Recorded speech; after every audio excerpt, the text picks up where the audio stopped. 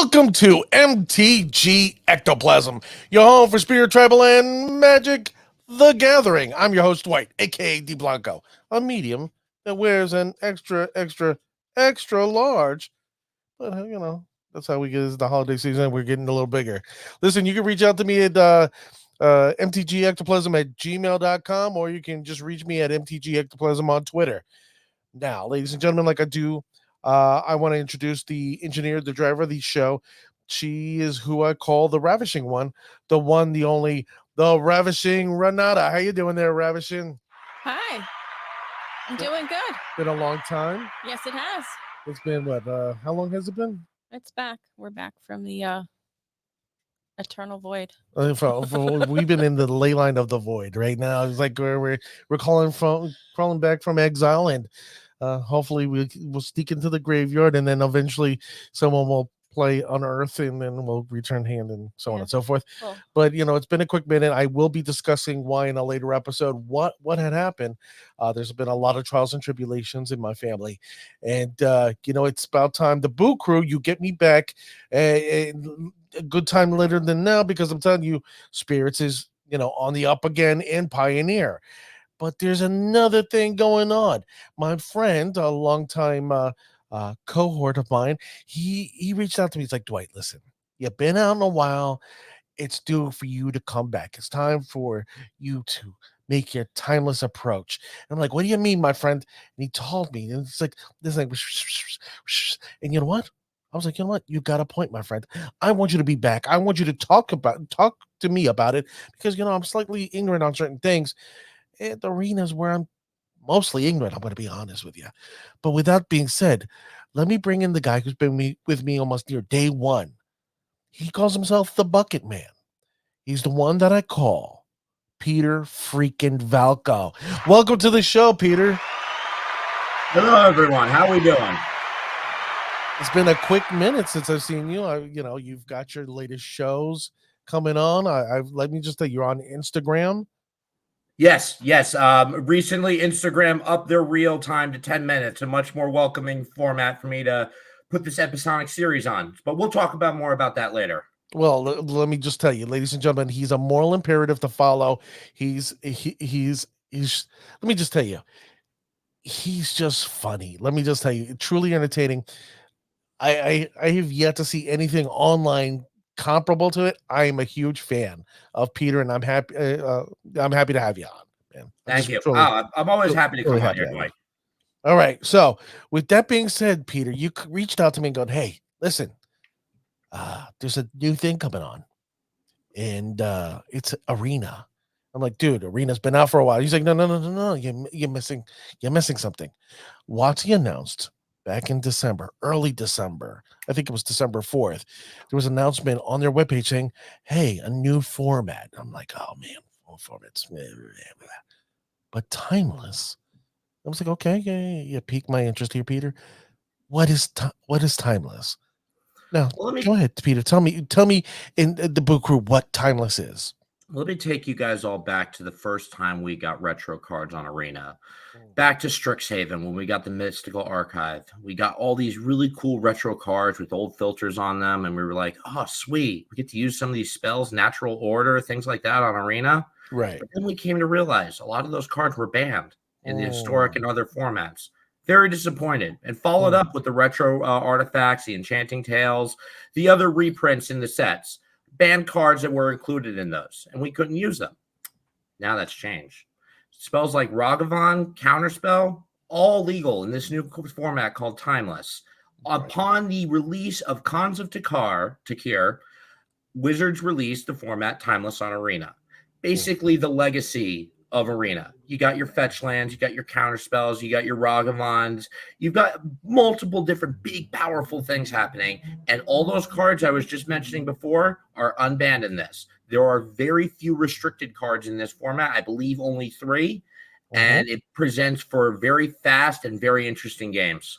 What I think is interesting to me, you went legacy. I'm going to say even further time period when I used to play a lot, which was vintage. I consider this really vintage-like because of the fact that in no other format besides vintage, we have restricted cards. I mean, you can only play, typically we play with 4, but now we're going down to 1 card. You get to play 1. And that's what, let me see, Channel, Demonic Tutor, and Tybalt's Trickery. Like, what? I mean, Dwight, you've complete. been out for a year now, so let me give you an update. And I think this was within the year of you being gone. There's a card called Oracle of the Alpha. It's a bird. It's 2/3, and it's 3 mana. When it enters the battlefield, you shuffle the power 9 into your deck. Yeah, no, I've missed that. So this format is very, yes, there's a lot of vintage aspects to it. Yes, you don't have complete control over the power 9, but with cards like Ephemera and recursion abilities on Oracle the Alpha, you can flood your deck with Time Walks, Moxes, Time Twisters. It's nuts. No, I see. And the best part, it's like a 60 card non-rotating format. You know, that's what I love. I'm a friend. And as you see here, these are the cards. I've heard from several people who have played, and I've seen other content creators. I know, we both know how everybody in this room and everybody watching knows Tybalt's trickery. We know the shenanigans that Tybalt causes. Demonic Tutor, fetching or searching for 2 mana, anything. And then finding channel. Well, I remember playing the good old days of Channel Fireball and winning the game. And you're telling me Channel doesn't wouldn't cause any form of shenanigans in this format? I can understand why they restricted these. It's funny you bring up Channel Fireball. I really think that a lot of people nowadays still wouldn't know what that means, especially like a lot of new players. You'd have to explain. They would think it's the actual gaming store or whatever channel the channelfireball.com is now. But there used to be a card, you play channel, you play fireball, and you throw your life into it, and you would defeat your opponent 1, 2, 3. It was beautiful. It really is. And I also really find it funny that Tybalt's trickery, while it makes sense, is limited because let's face it, it was an annoying deck, but it was also a glass cannon variance deck where if that card was countered or if you didn't run into that card in the deck, you weren't doing anything. So, but they found it necessary to put it on the restricted list, and I respect that. All right. Well, let's get down to the questions, shall we? Like I said, Watsi made us aware on December 4th. It started live play December 12th, so we're like 5 days later. So that's pretty cool. You've actually got to play a little bit. But let me ask you, from an outsider's perspective, is this a cash grab from Watsi? I've mulled over this concept and I've landed on a no. Okay. Here's the thing. Anytime you add a new format to Arena, it's going to be coupled with the release of new cards or the legalization of already existing cards, unless the format is something like Pauper or Brawl, where there isn't really the same precedent or power level. Maybe power level is not the right word, but it's part of the process of setting the power stage. We all knew fetch lands were coming to Arena, let alone a new format eventually. So really, we've all had the prep and awareness for this happening. If your response to that is, well, a lot of the retro artifacts, mystical archives, etc., were banned on release, so I really had no incentive to craft them then. My friend, if you think those cards like that were just put there to look pretty in Brawl and Freestyle mode, that's unfortunately your misconception. I'd also like to add that, for example, in this, I forgot to say, hot take. Okay, hot take, Ravishing. Yeah, let's see. There. Okay, there's the hot take. All right. Okay. So I also like go with your hot take. I'd also like to add that, for example, when Uro was banned, I had a full play set on Arena. Then the ban hit, and I redeemed 4 mythic wild cards as a result from Wizards. Now that Timeless has arrived, I still have the Uros to use. So I think in the long run, that's a pretty damn generous move by Wizards, where they get a lot of flack for that, for not being generous enough. I think people miss a lot of those times that they are. Okay, that's fair. Let me ask you, because some people go, it seems like now that this format may be a little expensive for me to get into. Is that a fair take to take? Absolutely not. Individual cards on Arena have no set price. You don't obtain your Ragavan on Arena by paying the standard $45. I know that's crazy to hear. He's $45 right now in game. You redeem mythic wildcard for it. This format is not going to be more mythic, mostly card decks. The closest you can price a mythic wildcard to is $5 each, being a pack of 4 is 20, $2.50 for each rare wildcard, being a pack of 4 is 10. And then you have wild cards that you can earn through the season pass, regular play achievements, your treasure vault, opening them in packs, and by filling them through your wild card reel when you open packs. So again, back to the hot take, very generous by Wizards. They get overlooked by a lot on this. And if your argument to that is that I don't want to buy the season pass, that's your level of devotion. It's $25 and you get so much value out of it. All right. To me, that makes sense. I mean, I'm a person who plays free on Arena here and there when I have an opportunity. But this is, like I said, I do like, formats that never rotate. Let me ask you, is Arena's been out there for a quick minute. It's fair to say. Is this going to be welcoming for brand new players coming in, or is this just a thing just for experienced players like myself? So I have a fun answer for this one. Okay. This format will not be welcoming for new players. Not that that's a bad thing, though. Let's look at it from an anime perspective. If you're an anime watcher, you'll understand this. One Piece, for example, like many great animes, one thing that you can do to introduce the power structure and the titans that occupy them is introduce the build interest. That's how you show, what the show is all about and, what you're aspiring to. You're introduced to the world of adventurous pirates. You got excited hearing about the different pirate groups, the 7 warlords of the sea. Being so powerful, the Marines are forced to partner with them to maintain order. And the 4 emperors of the sea. Same principle, but more powerful. In my eyes, Magic's different formats have the same appeal. You start as a casual player, just loving the cards in the game. And then you start hearing about the path to glory through competitive Magic the Gathering play. You hear a friend in a tournament. You hear they won something cool. You hear they went to a con. It was awesome. You start out in standard. This is where you start. You perfect your basic concepts and gameplay with the rest of the recent cards on Arena and find your style. Modern. You're ready for faster moving game where the sparks fly and the ground will quake with the power that you wield. Legacy.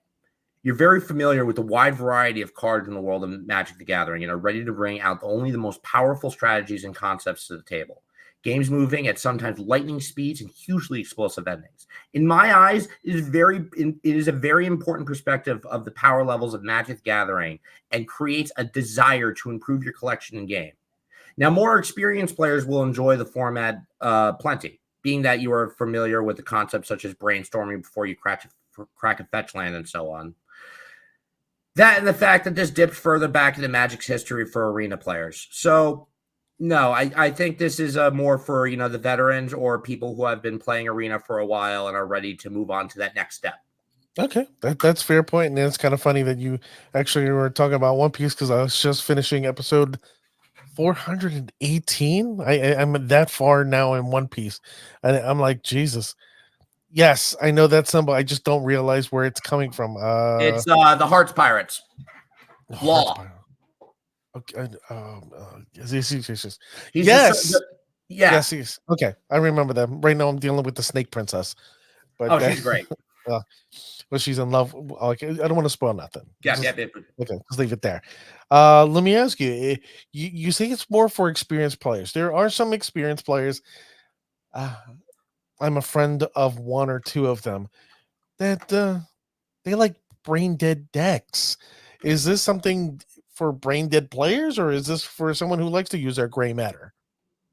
So based on how you phrase that, it can be a very gray matter intensive format. You can play decks like mono red. I'm sure some mono green deck will rise up, but at the end of the day, you're using your brain. You're remembering to brainstorm and then crack the fetch. You're remembering when to hold up a counter spell and when you think a lightning bolt will be enough. Very real elements of Magic the Gathering are coming up here. And in Timeless, you're going to have to use your brain. Okay, that's fair. I like personally using my gray matter. As you see, I'm wearing a little gray with a splash of dolphins. Let me ask you. I've heard some people make a complaint currently about Timeless. This is their. I'm not I don't want to say anything about this one guy. I know some people like the guy a lot. I know a lot of people that don't like the guy. I've met the young man. I think he's very talented. Uh, I forgot the guy. Blue. So something blue. And he brought up a point that right now you have arena cards on in the format. The question there something people like me who have never played arena see that there are arena cards that have different text and have the original card prints. Me personally, as a paper player, I'm used to what's on paper, not this newfangled for me arena. Let's change up the cards. So it's either like, as we would say, it's been uh, what's the term I'm looking here for? Rebalancing. Balance. Thank you. Is it unbalanced or balanced? Unbalanced or balanced? Is that a good thing for Magic or for Arena? So it's a necessary evil in a digital format. In any digital format you do, Hearthstone has done this plenty of times.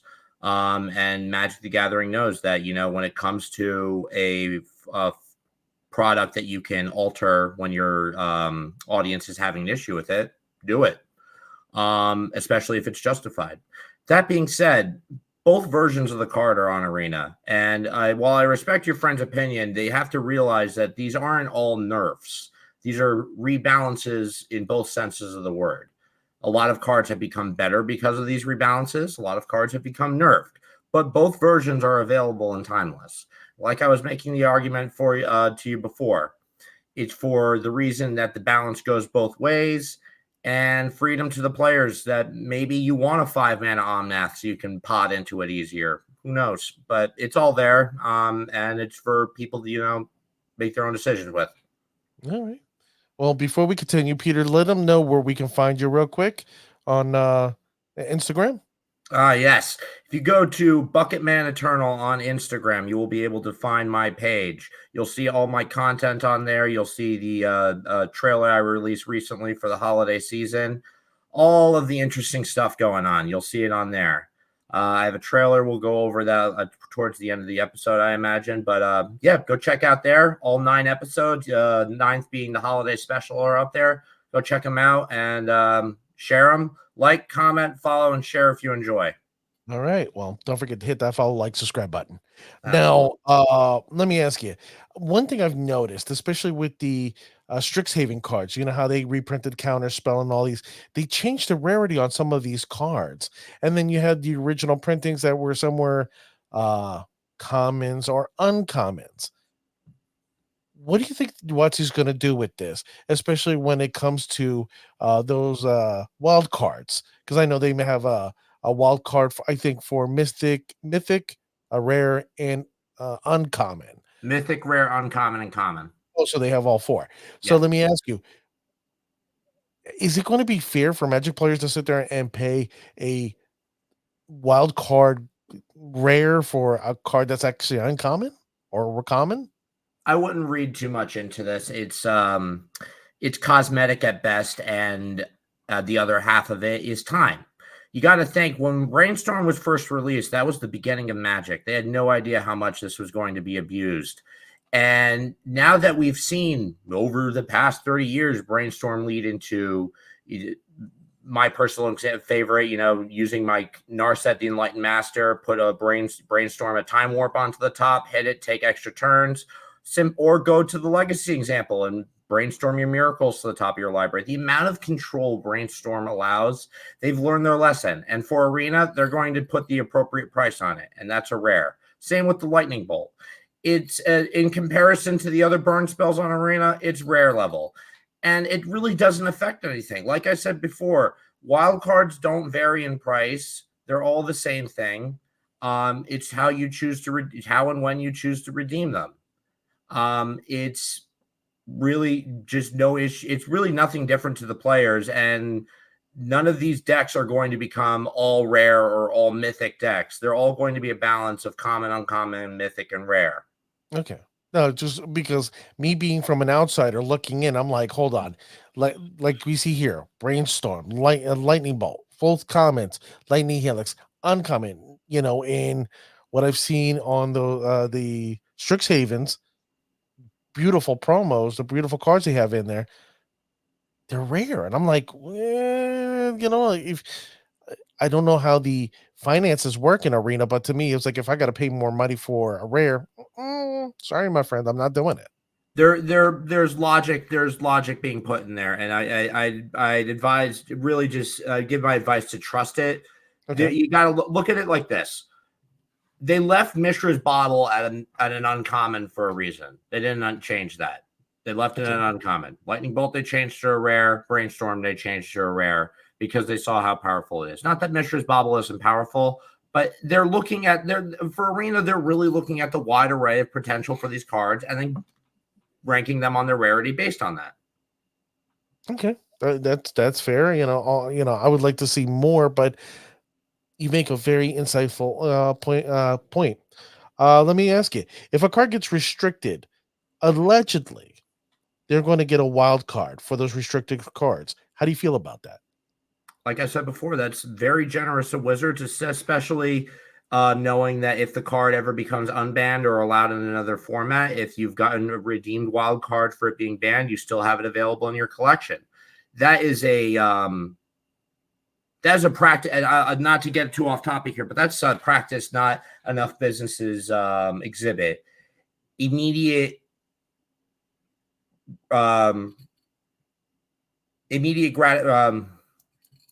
what's the word?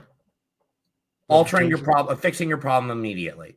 When that ban happens and you're not able to use the card that you paid for redeemed, you're immediately getting those wild cards. Something no other business really does. And on top of that, you get to use it later if it's unbanned or put in another format. So I think that's fine. I think that's probably one of the better benefits of playing on Arena compared to paper. It's like once it's gone in paper, you're screwed until they unban it or unrestrict it. Well, on Arena, you have an opportunity to not lose your money. You know what I mean? Or see your money downsized. And that I'm glad you brought that up, that thing up, because it's an interesting beast, Arena, because like even Magic Online, you have the option to sell your cards. So if you're in a pit where you're like, oh, I need to, put out some draft content, or I want to do another draft, or I want to do this, your cards are there to sell. Like it's a temptation. Arena, you can't do that. You can't dust your cards. You can't do any of that. They're there for you. And that's fair. What the hell is that snoring? The dog. I'm sorry about that, ladies and gentlemen. I just horrible snort. I'm like, what the hell's going on? I thought the Ravishing fell asleep on me here. Okay, good. You're not snoring. Good. Listen, let me ask you the next thing. Right now, I hear early plays right now is very combo-y. And then there's a lot of control as well, where there's a battle between combo and control. Is that true, or is that are people making too much right now? I think a lot of this is, again, people pick your complaint or grievance about Timeless. It's too early for people to be doing that kind of thing. As far as I've seen a wide variety of healthy variety. I'll say of different decks, ranging from control to aggro to mid range. I've seen, and I'll bring this up for an example. When I first saw the Timeless was released, I looked online. I saw some of the example decks that different content creators posted. Mostly I saw Rakdos Sneak Attack, Gruul Natural Order, Blue-White Control, things like that. Very wide and healthy spread. And there's a lot of older formats and more familiar formats to other, archetypes to other formats that people can play on there. For example, Death Shadow, I'm nearly, aside from 2 Murktide Regents, it's basically a copy paste from Modern. Okay, that's not bad. That's not bad at all. Now, one thing I've heard is that Orcish Bowmasters Masters, yeah, I was right, is really bad. It's people, I hear people saying this card needs to be restricted because it's not a fair card. Your opinion? My opinion is that maybe in historic, it needs a little more work. It was rebalanced to, I believe, beyond the first draw step. But I honestly, as far as timeless, it needs to stay. Cards like Brainstorm. There's a short answer. There's too much card draw and card advantage for you not to have it punishable by things like Orcish or Bowmasters or Sheldon. Okay. Well, let me ask you real quick because I was going to come to Arena just because the fact that I'm a spirit guy, love spirits, I love making spirit content, and you've been one of the people in the forefront. Dwight, spirits, come on here, do spirits. Ghost Dad. Let me ask you the fact that because spirits they're trying to bring Pioneer to Arena. And I know Explorer is the early phases of Pioneer. Will this format end up killing Historic or even Explorer? No, absolutely not. When you saw Pioneer emerge originally, it didn't kill any other formats. If anything, drew some attention away. People were curious about it, wanted to play around with it more than Modern or Standard. At the end of the day, people are going to find their homes. They're going to pick their corners of play, and they're going to reside in them. I don't think that any of these formats are going to die out. I think that all of them are going to, stay as healthy as they are right now and, continue to be popular. All right. And then here's my final question for you, Peter. And thank you for being with us this episode. I'm a spirit guy, like I said. Is there anything comparable that I can use where I'm going to be happy, jovial, even giddy and say, yay, spirits? Or is spirits just, So as far as Historic and Explorer, I've had a lot of, especially Historic, Spell Queller cleans up games in Historic sometimes. But other than that, I haven't played with it much in Timeless. That being said, Timeless being the legacy of Arena, and you knowing how you and I first met, I think Spirits could probably make it in the legacy-like format, being that during the time of Valky heavy in Legacy and Modern, I took a Bant Company Spirits list to the top third of a preliminary. So Spirits has always surprised us. I think that there's definitely room for, at the very least, a blue-white control Spirit shell. Okay. But we'll see. Maybe even an interesting Spirit combo list will show up. Who knows?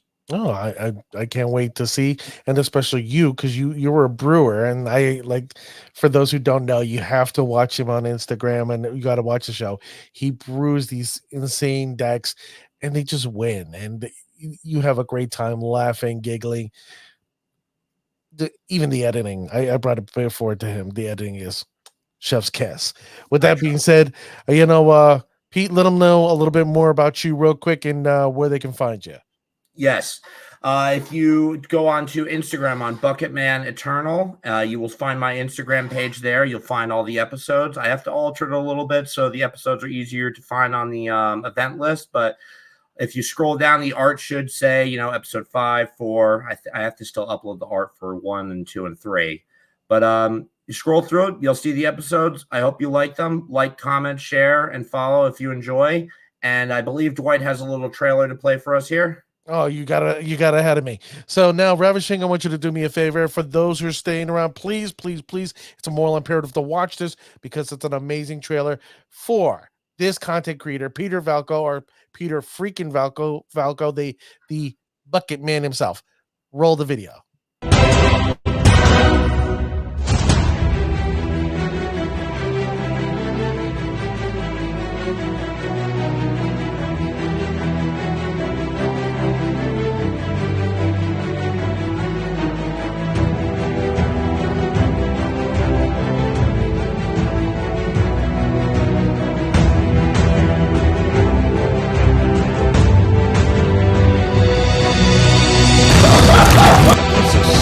Shut the fuck up! Stay the fuck away from my pumpkin! Holy shit! Oh no, you can't my mouth! I'm going to kill you the way God put me in that with this hammer.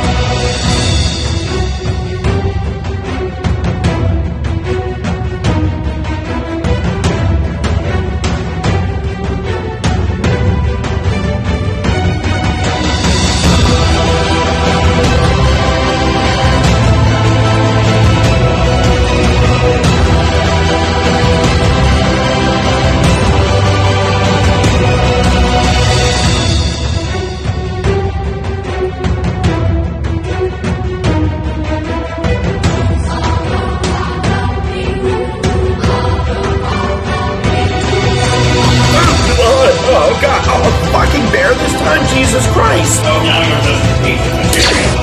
Is this what power begets you? Is this what I've become? I've turned a man into ash, into nothing. Over what? Ah! Oh, you think that's funny? All right, come here. Let's make the peanut butter and knees in.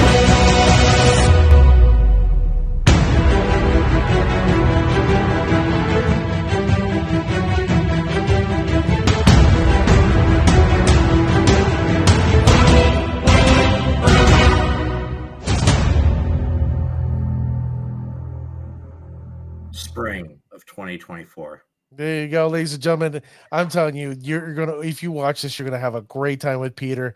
He's a great content creator. Hell, I'm a fan, and that's high praise because I the very small fandom I have. So with that being said, ladies and gentlemen, let me thank Peter Valko for being here. Thank you, my friend, for being a continuous supporter of the show and answering some great questions about a format that I was unsure about. Who knows? You might end up seeing me on Arena soon, even playing a little bit of Timeless, because I guess I'm a timeless wonder myself. With that being said, ladies and gentlemen, the next time you're kicking your opponent's ass, make sure they say, "That's Bushi."